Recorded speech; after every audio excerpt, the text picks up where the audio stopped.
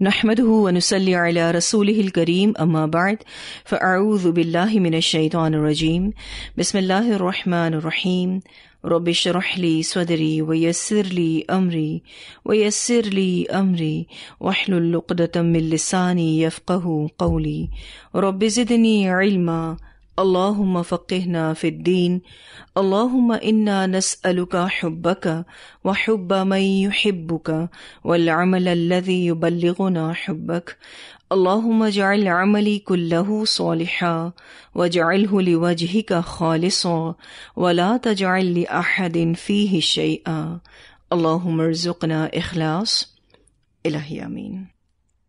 رب اجعلني مقيم الصلاة ومن ذريتي ربنا وتقبل دعاء ربنا اغفر لي ولوالدي وللمؤمنين يوم يقوم الحساب۔ آخری حدیث جو ہم نے پڑھی تھی جس میں نبی اکرم صلی اللہ علیہ وسلم نے فرمایا اس امام کی نماز کانوں سے بلند یعنی قبول نہیں ہوتی جس پر لوگ ناراض ہوں۔ ترمذی کی روایت ہم نے پڑھی تھی اور ہم نے اس پہ کافی ڈیٹیل سے بات کی تھی، اور خلاصے کے طور پر ہم نے یہ بات آپ کو بتائی تھی کہ فاسق اور فاجر شخص کی امامت پسندیدہ نہیں ہے، ٹھیک ہے جی، یعنی ایسا شخص جس کو لوگ ناپسند کریں وہ پھر بھی امامت کرائے تو اس کی امامت مکروہ ہے۔ تو مناسب بات یہی ہے کہ فاجر آدمی کو امامت کے لیے آگے نہ کیا جائے، کیونکہ اس کے مکروہ ہونے پر سب کا اتفاق ہے، یعنی سارے علماء کا اتفاق ہے۔ اب ہم انشاءاللہ آگے سے اپنے ٹاپک کو شروع کریں گے۔ سیدنا انس رضی اللہ تعالیٰ عنہ روایت کرتے ہیں کہ رسول اللہ صلی اللہ علیہ وسلم کی مثل بہت ہلکی اور بہت کامل نماز میں نے کسی امام کے پیچھے نہیں پڑھی۔ جب آپ صلی اللہ علیہ وسلم بچے کے رونے کی آواز سنتے یعنی عورتوں کی صف میں تو اس ڈر سے نماز ہلکی کر دیتے کہ اس کی ماں کو تکلیف ہوگی۔ اسے بخاری نے روایت کیا ہے۔ سیدنا ابو قتادہ رضی اللہ تعالیٰ عنہ سے روایت ہے کہ رسول اللہ صلی اللہ علیہ وسلم نے فرمایا، میں نماز لمبی کرنے کے ارادے سے نماز میں داخل ہوتا ہوں، یعنی نماز کو شروع کرتا ہوں، پھر بچے کے رونے کی آواز سنتا ہوں یعنی عورتوں کی صف میں تو اپنی نماز مختصر کر دیتا ہوں یعنی ہلکی پڑھاتا ہوں کہ بچے کے رونے سے اس کی ماں کو تکلیف ہوگی۔ اسے بخاری نے روایت کیا ہے۔ عورتوں کو مسجد میں آنے کی رخصت اللہ تعالیٰ نے دی ہے، اور جب یہ رخصت استعمال کرتے ہوئے، اس اجازت کو استعمال کرتے ہوئے مسجد آ جائیں اور اپنے بچوں کو بھی ساتھ لائیں تو ان کو عزت دی گئی اور ان کے کمفرٹ زون کا خیال رکھا گیا، کیونکہ جب بچہ روتا ہے تو سب سے زیادہ تکلیف ماں کو ہوتی ہے۔ نو ڈاؤٹ اس بچے کے رونے کی وجہ سے آس پاس کے لوگوں کو بھی ڈسٹربنس ہوتی ہے، لیکن ماں سب سے زیادہ ڈسٹرب ہوتی ہے۔ آپ صلی اللہ علیہ وسلم جو کہ سب سے زیادہ لوگوں کا احساس کرنے والے تھے، اس لیے آپ نے اپنے عمل سے امت کو یہ میسج دیا کہ جو بھی امام ہو وہ اپنے پیچھے مقتدیوں کو مد نظر رکھتے ہوئے نماز پڑھائے۔ اب تو ایسا ہے کہ عورتوں کی مسجد بالکل الگ حصے میں ہوتی ہے کہ اگر وہاں کسی عورت کا بچہ رو رہا ہے تو اس کی آواز امام کو نہیں آتی، لیکن جن مساجد میں خواتین کی باجماعت نماز کا اہتمام ہوتا ہے وہاں پھر امام اس بات کو جانتے ہوتے ہیں کہ ہو سکتا ہے کہ مقتدیوں میں کوئی عورت بھی اپنے بچے کے ساتھ نماز پڑھ رہی ہو، تو ایسی صورت میں امام اعتدال کے ساتھ نماز پڑھائے، یعنی ایک بیلنسڈ نماز پڑھائے۔ اس کو یہ بات ذہن میں رکھنی چاہیے کہ خواتین بھی مقتدی کے طور پر نماز میں ہو سکتی ہیں۔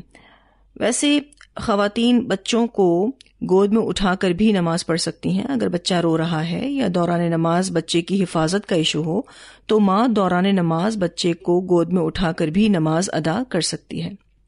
انشاءاللہ اس بات کا تفصیلی ذکر آگے اسباق میں آئے گا۔ ایک بات بہت غور طلب ہے کہ یہاں فرض نماز کی بات ہو رہی ہے، ٹھیک ہے جی، ورنہ یہ کہ نفل نماز اگر جماعت سے ہو رہی ہے مثلاً تراویح وغیرہ تو وہ طویل ہی ہوتی ہیں، لیکن یہ کہ فرض نماز کی جماعت میں قرات کو نسبتاً مختصر کیا جا سکتا ہے۔ ایک اور غور طلب بات یہ ہے کہ بچوں کی ڈسٹربنس کی وجہ سے عورت کو مسجد میں آنے سے منع نہیں کیا گیا کہ آپ کے بچے چھوٹے ہیں، آپ کی وجہ سے بہت سارے لوگوں کی نماز ڈسٹرب ہوتی ہے اور مختصر ہو جاتی ہے، اس لیے آپ مسجد نہ آئیں۔ ایسا نہیں کہا گیا، بلکہ عورتوں کو مسجد میں بچوں کے ساتھ آنے پر موٹیویٹ کیا گیا ہے۔ اور اگر یہ ایشو آ بھی رہا ہے، یعنی اگر خواتین بچوں کے ساتھ آ گئی ہیں، بچے رو رہے ہیں، تو اس کا سولوشن دوسرے طریقے سے یعنی نماز کو مختصر کرنے سے نکالا گیا۔ عورتیں اپنے بچوں کے ساتھ جب مسجد آئیں گی، وہاں کا ماحول دیکھیں گی تو obviously ان پر اچھا اثر پڑے گا اور ماں اور بچے دونوں کی تربیت ہوگی۔ پھر آپ دیکھیے کہ نبی اکرم صلی اللہ علیہ وسلم کتنے زیادہ فوکسڈ تھے نماز کے دوران بھی، یعنی آپ صلی اللہ علیہ وسلم کا دھیان ہر طرف تھا الحمدللہ، کہ اگر کوئی بچہ رو رہا تھا تو اس وقت نبی اکرم صلی اللہ علیہ وسلم نے اپنی اسٹریٹجی کو چینج کر دیا۔ آپ صلی اللہ علیہ وسلم نماز کو مختصر کر دیا کرتے تھے، لیکن آپ کی نماز کامل ہوتی تھی الحمدللہ۔ ہلکی نماز کا ہرگز یہ مطلب نہیں کہ جلدی جلدی رکوع سجود کر لیے جائیں اور اطمینان اور سکون نماز سے رخصت ہو جائے۔ ہلکی نماز کرنے کا مطلب یہ ہے کہ قرات کو تھوڑا مختصر کیا جائے۔ اب اگر مسجد میں عورتیں نہیں آ رہی تو کیا فرض نماز کی جماعت طویل ہو سکتی ہے؟ آگے جو احادیث اب ہم پڑھیں گے تو امام کو ہلکی نماز پڑھانے کا ہی حکم دیا جا رہا ہے۔ اس کی وجہ یہ ہے کہ مقتدیوں میں بوڑھے، مریض، کمزور اور کام کاج والے لوگ موجود ہوتے ہیں، تو امام اس بات کا خیال کرتے ہوئے نماز کو ہلکا پڑھائے۔ اب آپ دیکھیں گے کہ آنے والی احادیث میں مردوں کی بات ہو رہی ہے۔ اس سے پہلے جو ابھی ہم نے روایات پڑھی اس میں عورتوں کے ایشو کو ڈسکس کیا گیا۔ زیادہ لمبی نماز پر نبی اکرم صلی اللہ علیہ وسلم کا غصہ۔ سیدنا ابو مسعود انصاری رضی اللہ تعالیٰ عنہ روایت کرتے ہیں کہ میں نے رسول اللہ صلی اللہ علیہ وسلم کو کسی واعظ میں اتنے غصے میں نہیں دیکھا جتنا اس دن دیکھا، یعنی لمبی نماز پڑھانے والوں پر اس دن دیکھا۔ آپ صلی اللہ علیہ وسلم نے فرمایا، تم لمبی نمازیں پڑھا کر لوگوں کو نفرت دلانے والے ہو، سنو جب تم لوگوں کو نماز پڑھاؤ تو ہلکی پڑھاؤ، اس لیے کہ ان میں یعنی ان مقتدیوں میں ضعیف، بوڑھے اور حاجت مند بھی ہوتے ہیں۔ اسے بخاری نے روایت کیا ہے۔ سیدنا عثمان بن ابو العاص رضی اللہ تعالیٰ عنہ روایت کرتے ہیں کہ مجھے رسول اللہ صلی اللہ علیہ وسلم کی آخری وصیت یہ تھی کہ جب تم لوگوں کی امامت کرو تو انہیں نماز ہلکی پڑھاؤ، کیونکہ تمہارے پیچھے بوڑھے، مریض، کمزور اور کام کاج والے لوگ ہوتے ہیں، اور جب اکیلے نماز پڑھو یعنی نفل نماز پڑھو تو جس قدر چاہے لمبی پڑھو۔ اسے مسلم نے روایت کیا ہے۔ ہلکی نماز کا یہ مطلب نہیں کہ رکوع، سجود، قومیں اور جلسے کو درہم برہم کر کے رکھ دیا جائے۔ واضح ہو کہ ارکان نماز کی تعدیل یعنی ارکان نماز میں اعتدال اور طمانینت کے بغیر نماز باطل ہوتی ہے، یعنی ارکان نماز میں اعتدال اور اطمینان بہت ضروری ہے، اس کے بغیر نماز باطل ہوتی ہے۔ بلکہ ہلکی نماز کا مطلب یہ ہے کہ قرات میں نسبتاً اختصار کیا جائے مگر قیام زیادہ مختصر بھی نہ ہو۔ نبی اکرم صلی اللہ علیہ وسلم نے فرمایا، افضل نماز وہ ہے جس میں قیام لمبا ہو۔ اسے مسلم نے روایت کیا ہے۔ ان تمام روایات کو پڑھ کر یہ معلوم ہوتا ہے کہ تخفیف قرات میں ہوتی ہے۔ ٹھیک ہے جی، الفاظ مناسب انداز میں ترتیل کے ساتھ پڑھنا بہرحال ضروری ہے۔ یہاں ان تمام احادیث کا خلاصہ یہ ہے کہ امام کو قرات اتنی لمبی اور طویل نہیں کرنی چاہیے کہ نمازی تنگ آ جائیں، مگر اس کا یہ مطلب نہیں کہ قرات اتنی کم ہو کہ مقصد قرات ہی فوت ہو جائے، بلکہ ادائیگی ارکان اور قرآن کی تلاوت میں اعتدال اور توازن ہونا چاہیے اور مسنون طریقے سے نماز پڑھانی چاہیے۔ اور ہم نے جو ابھی یہ حدیث پڑھی جس میں نبی اکرم صلی اللہ علیہ وسلم نے فرمایا کہ تمہارے پیچھے بوڑھے، مریض، کمزور اور کام کاج والے لوگ ہوتے ہیں، تو کیا پتہ چلتا ہے کہ ایسے لوگوں کو جماعت میں حاضر ہونا ضروری ہے۔ ٹھیک ہے، بوڑھے، مریض، کمزور، کام کاج والے لوگ بھی جماعت میں حاضر ہوں لیکن یہ کہ امام کو اس بات کا خیال رکھنا چاہیے کہ جماعت میں ایسے لوگ بھی موجود ہوتے ہیں جو ایج میں زیادہ ہوں، ہو سکتا ہے بیمار ہوں، سارا دن کام کاج کرنے والے لوگ بھی ہوں جو تھک جاتے ہوں، تو ان کا خیال امام کو رکھنا ہوگا۔ ایک اور روایت آتی ہے، حضرت جابر رضی اللہ تعالیٰ عنہ سے مروی ہے کہ حضرت معاذ رضی اللہ تعالیٰ عنہ نے اپنے مقتدیوں کو عشاء کی نماز پڑھائی اور انہوں نے قرات لمبی کر دی۔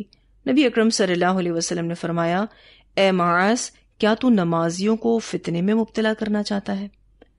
یعنی نبی اکرم صلی اللہ علیہ وسلم نے ایک طرح سے ان سے سوال کیا جس میں انکار چھپا تھا۔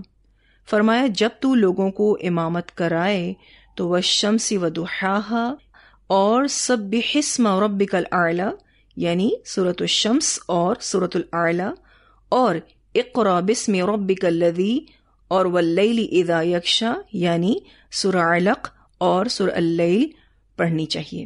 اسے بخاری اور مسلم نے روایت کیا ہے۔ ایکچولی ہوا یہ تھا کہ حضرت معاذ رضی اللہ تعالیٰ عنہ نے کافی لمبی قرات کر دی تھی۔ انہوں نے پہلی رکعت میں سورۃ البقرہ اور دوسری رکعت میں سورۃ النساء پڑھی۔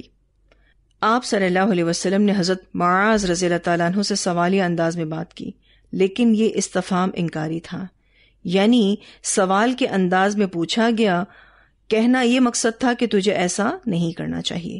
یعنی نبی اکرم صلی اللہ علیہ وسلم نے حضرت معاذ سے جو سوال پوچھا یہ استفہام انکاری تھا، ٹھیک ہے جی، یعنی انداز تو سوالیہ تھا، لیکن آپ صلی اللہ علیہ وسلم کے کہنے کا مقصد یہ تھا کہ تجھے ایسا نہیں کرنا چاہیے تھا۔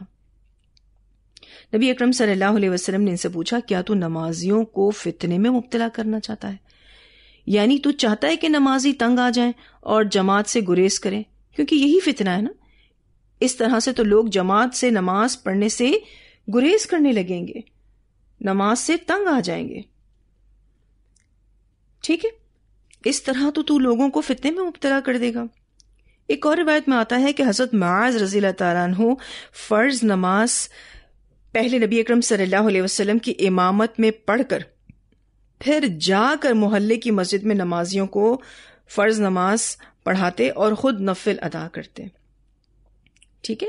یعنی حضرت معاذ جو تھے پہلے تو نبی اکرم صلی اللہ علیہ وسلم کی امامت میں مسجد نبوی میں عشاء کی نماز پڑھتے اور پھر اس کے بعد اپنے محلے میں جاتے اور وہاں جا کر اپنے محلے والوں کو فرض نماز پڑھاتے، اور وہ خود نفل ادا کر رہے ہوتے کیونکہ وہ تو فرض پڑھ چکے تھے۔ اب آپ دیکھیں تو خود نماز پڑھتے پھر جاتے، یقیناً محلہ دور ہوگا تبھی وہاں کے لوگ مسجد نبوی نہیں آ سکتے تھے، اب یہ کتنا لیٹ ہو جاتے ہوں گے، اور پھر وہاں جا کر لمبی نماز پڑھاتے۔ تو مقتدیوں میں سے ایک نے آپ صلی اللہ علیہ وسلم سے شکایت کر دی۔ ہوا یہ تھا کہ ایک راہ چلتا مسافر جس کے پاس 2 اونٹنیاں تھیں، وہ اپنی اونٹنیاں باہر چھوڑ کر نماز میں شامل ہو گیا۔ جب دیکھا کہ قرات طویل ہے تو اس نے نماز توڑ کر الگ بغیر جماعت کے نماز پڑھی اور چلا گیا۔ حضرت معاذ رضی اللہ تعالیٰ عنہ کو معلوم ہوا تو کہا، یہ منافق ہے۔ وہ شخص آپ صلی اللہ علیہ وسلم کے پاس شکایت لے کر پہنچا تو رسول اللہ صلی اللہ علیہ وسلم نے حضرت معاذ رضی اللہ تعالیٰ عنہ کو بلا کر نصیحت کی کہ ایسا نہ کیا کرو۔ ساتھ میں آپ صلی اللہ علیہ وسلم نے یہ بھی کہا کہ تمہارے پیچھے کمزور، بوڑھے، حاجت مند، کام کاج والے اور مریض لوگ ہوتے ہیں، اور باقاعدہ آپ صلی اللہ علیہ وسلم نے ان سے سوال پوچھا، اور سوال بھی ایسا جس میں انکار تھا کہ کیا تو نمازیوں کو فتنے میں مبتلا کرے گا؟ پھر ساتھ نصیحت بھی فرمائی کہ معتدل صورتیں پڑھا کرو، کیونکہ یہ صورتیں ہر بندہ ایزیلی بیئر کر سکتا ہے، یعنی جو بھی ایج گروپ ہے یا اگر صحت کے حوالے سے بھی کسی کو کوئی ایشو ہے تو اس طرح کی صورتیں فرض نماز کی جماعت میں ہر کوئی سن سکتا ہے اور خوشی سے سن سکتا ہے، اس طرح وہ آسانی بھی محسوس کرے گا۔ اس حدیث سے بہت سارے فقہی مسائل کا جواب مل رہا ہے، امت پر فقہ کے دروازے کھل رہے ہیں۔ یہ اللہ تعالیٰ کا ہم پر بہت بڑا احسان ہے کہ نبی اکرم صلی اللہ علیہ وسلم کو اللہ تعالیٰ نے جامع کلمات دیے، اور پھر ان جامع کلمات میں الحمدللہ فقہ کے بہت سارے موتی جمع کر دیے۔ یہ ہمارے لیے بہت بڑی نعمت ہے۔ تو اس حدیث سے کئی باتیں معلوم ہوئی۔ پہلی بات تو یہ معلوم ہوئی کہ امام کو قرات اتنی لمبی نہیں کرنی چاہیے کہ نمازی تنگ آ جائیں اور جماعت سے گریز کریں، لیکن اس بات کا ضرور بضرور خیال رکھنا ہے کہ تخفیف قرات میں ہوگی اور الفاظ مناسب انداز میں ترتیل سے پڑھنا بہرحال ضروری ہے. ٹھیک ہے جی. دوسری بات یہ پتہ چلتی ہے کہ امام اور مقتدی کی نیت اگر مختلف ہو تب بھی دونوں کی نماز صحیح ہوگی. مثلا امام کی نیت نفل پڑھنے کی ہے اور مقتدی کی فرض کی، تو یہ ہو سکتا ہے. جیسے کہ آپ دیکھیے تو حضرت معاذ رضی اللہ تعالیٰ عنہ نفل نماز پڑھ رہے تھے لیکن پیچھے مقتدی فرض نماز کی ادائیگی کر رہے تھے. تو اگر امام نفل پڑھ رہا ہو تو مقتدی اس کے پیچھے فرض کی ادائیگی کر سکتا ہے. اس کی مثال تراویح کی نماز ہے. مثلا آپ تراویح پڑھنے جا رہے ہیں اور آپ کو عشاء پڑھنی باقی ہے، یعنی آپ تاخیر سے مسجد پہنچے اور آپ نماز جو ہے عشاء کی مس کر گئے. ٹھیک ہے نا، جماعت عشاء کی ہو چکی تھی. اب مردوں میں تو ایسا ہوتا ہے کہ ایک دوسری جماعت اور ایک تیسری جماعت بھی الحمدللہ مقتدیوں میں سے کوئی نہ کوئی پڑھا دیتا ہے. یعنی جس نے امام کے ساتھ حضرت معاذ کی طرح فرض نماز ادا کر لی، پھر وہ بعد میں آنے والوں کو عشاء کی نماز جماعت سے پڑھا دیتا ہے. تو ایسا مردوں میں تو ہو جاتا ہے، عموماً عورتوں میں ایسا نہیں ہوتا.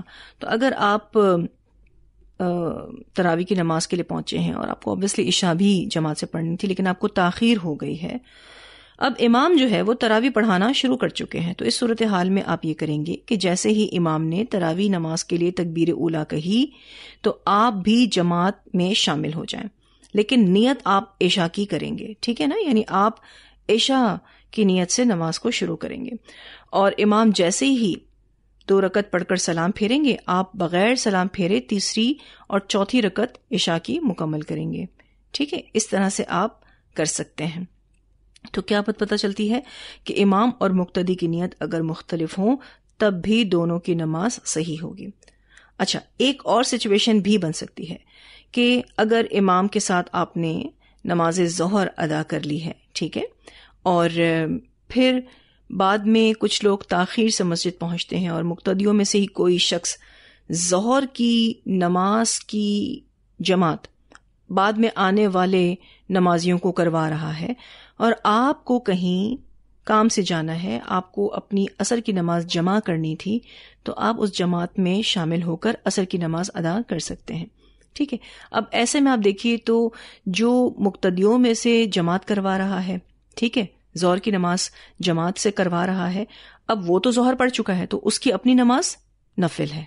ٹھیک ہے، پیچھے جو مقتدی نماز پڑھ رہے ہیں ان میں سب کی جو نماز ہے وہ ظہر کی نماز ہے اور وہ ظہر کی نماز جماعت سے ادا کر رہے ہیں، لیکن آپ اسی جماعت میں عصر کی نماز کو ادا کر رہے ہیں، تو ایسا بھی کیا جا سکتا ہے.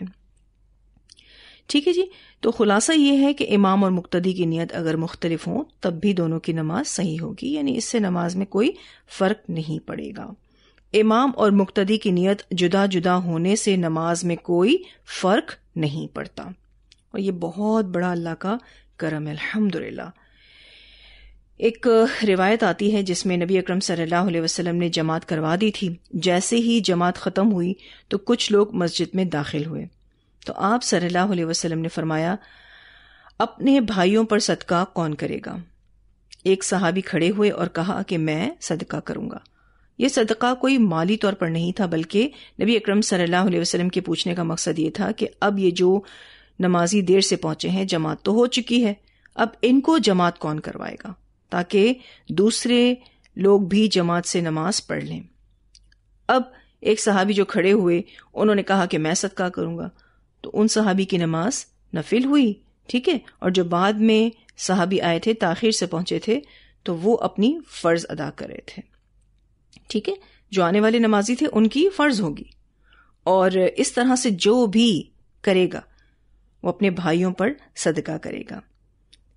یہ روایت مسند احمد، ابو داؤد اور ترمذی میں آتی ہے. پھر ایک اور فقہ کا دروازہ حضرت معاذ رضی اللہ تعالی عنہ والی حدیث سے کھلتا ہے، وہ یہ کہ ایک آدمی فرض نماز ادا کرنے کے بعد اسی وقت کی نماز کے لیے دوسروں کو امامت کروا سکتا ہے. ٹھیک ہے جی، ایسی صورت میں امام کی پہلی نماز فرض ہوگی جو وہ پڑھ کر آیا ہے، اور دوسری جو وہ پڑھا رہا ہے وہ اس کی نفل ہوگی. ٹھیک ہے. پھر ایک اور فقہی بات ہمیں اس حدیث سے پتہ چلتی ہے، وہ یہ کہ امام کا کوئی فعل مقتدی کو صحیح نہ لگے، وہ اسے ناپسند سمجھتا ہے اور نماز توڑ کر الگ اپنی نماز ادا کر لیتا ہے اسی جگہ، تو اس کی نماز ہو جاتی ہے. جیسا کہ آپ دیکھیں وہ مسافر جو آیا تھا اس نے اپنی نماز جو جماعت سے پڑھ رہا تھا اس کو توڑ دیا اور اپنی الگ سے نماز پڑھی. ٹھیک ہے. تو ایسی صورت میں نماز ہو جاتی ہے. اگر نہ ہوئی ہوتی تو آپ صلی اللہ علیہ وسلم اس نماز توڑنے والے شخص کو دوبارہ نماز لوٹانے کا حکم دیتے اور یہ کہتے کہ آئندہ ایسا مت کرنا. ٹھیک ہے نا. نبی اکرم صلی اللہ علیہ وسلم نے ایسی کوئی بات اس شخص سے نہیں کی. تو یہ کچھ اہم نکات تھے جو اس حدیث سے پتہ چلتے ہیں. خیر، ہمارا ٹاپک تو یہ تھا کہ امام کو ہلکی نماز پڑھانی چاہیے، لیکن حضرت معاذ رضی اللہ تعالی عنہ والی روایت میں اور بھی فقہ کے بہت سے پہلو الحمدللہ ہم سب کو ملے، جو کہ امت کے لیے بہت بڑی نعمت ہے. میرا بھی ایک سفر پر جانا ہوا تھا، تو وہاں الحمدللہ رمضان گزارنے کا موقع ملا، اور الحمدللہ قرآن و سنہ کی مسجد میں جماعت سے نماز پڑھنے کا موقع بھی ملا. میں نے وہاں اس بات کا تجربہ کیا کہ مسجد میں تراویح کی نماز کافی معتدل ہوا کرتی تھی. تقریباً پاؤ پارا 8 رکعت تراویح میں پڑھایا جاتا، یعنی 1/4 پارا جو ہے وہ صرف اور صرف تراویح میں پڑھایا جاتا. اس کی وجہ وہاں کے لوگوں کے کام کاج کا شیڈیول ہے. وہاں لوگ صبح 4 بجے کام پر جاتے ہیں، پورا دن کام کرتے ہیں روزے کی حالت میں، اور پھر ماشاءاللہ لا قوت الا باللہ عشاء کے ساتھ تراویح کی نماز باجماعت ادا کرتے ہیں. تو ان کا خیال رکھتے ہوئے نماز عشاء اور تراویح کو مختصر پڑھایا جاتا ہے تاکہ لوگ شوق کے ساتھ اپنی نماز کو مکمل کریں. البتہ رکوع سجود الحمدللہ پورے اطمینان کے ساتھ ہوتے تھے. تو یہ حکمت ہے کہ سب کو ساتھ لے کر چلنا ہے. ہر کسی کی زندگی کی مصروفیت فرق ہے، اور دین سے محبت کرنے والے لوگوں کا دل چاہتا ہے کہ وہ بھی دین کے احکامات کو فالو کریں. تو ان کے لیے ایسا ماحول الحمدللہ بنایا گیا، اور یہ عین شریعت کے مطابق ہے. اب آپ دیکھیے تو اس چیز کو الحمدللہ قرآن و سنہ کی مساجد میں فالو کیا جاتا ہے، لیکن پھر بھی بہت سے لوگ ایسے ہیں جو نماز نہ پڑھنے کا ریزن یہ دیتے ہیں کہ ہم بہت تھک جاتے ہیں. مرد حضرات اپنے کام کاج کا ریزن دیتے ہیں، اور عورتیں اپنے بچوں کے حوالے سے ریزن دیتی ہیں کہ ہم ان کے ساتھ اتنے بزی ہوتے ہیں، تھک جاتے ہیں، نماز نہیں پڑھ سکتے. ایسا لگتا ہے کہ ہم نے اپنا سارا ٹائم بچوں پر اور دنیا پر انویسٹ کر دیا ہے، اور جب ہمیں اس بات کا احساس ہوگا تو یہ وقت ہمارے ہاتھ سے نکل چکا ہوگا. تو ہم سب کو نماز کسی حال میں نہیں چھوڑنی ہے، چاہے ہمارا جو بھی شیڈیول ہے، جو بھی ہماری زندگی میں مشقت ہے. اللہ تعالیٰ نے ہمارے لیے جو نماز کا ٹائم رکھا ہے نا کہ جاؤ جا کے نماز پڑھ لو، یہ ایک طرح سے اسپرچول بریک ہے ہمارے لیے. الحمدللہ جب ہم بہت تھک جاتے ہیں اور اس کے باوجود بھی نماز پڑھنے بیٹھ جاتے ہیں تو اللہ ہماری تھکن کو راحت اور سکون میں بدل دیتا ہے. تو کسی صورت نماز کو نہیں چھوڑنا ہے. دیکھیں ہمارے جتنے بھی شیڈیولز ہیں، دن بھر کے جتنے بھی کام ہیں، وہ نماز کے مطابق ہونے چاہیے. نماز کو ہمارے کام کاج کے مطابق نہیں کرنا ہے. ٹھیک ہے نا. یعنی ہم اپنے کاموں کو اس طرح سے پلان کریں کہ اس میں نماز کو آن ٹائم ہم نے رکھنا ہے، اور کسی صورت ہم نماز کو نہ چھوڑیں. جتنے بھی تھکے ہوئے ہوں ہمت کر کے نماز پڑھ لیں. آپ دیکھیں کہ تھکن کے ساتھ جو آپ نماز پڑھیں گے نا، اس نماز کا اپنا ہی ایک لطف ہے. الحمدللہ اللہ تعالیٰ آپ کی اس تھکن کو انشاءاللہ سکون میں، راحت میں، عافیت میں بدل دے گا.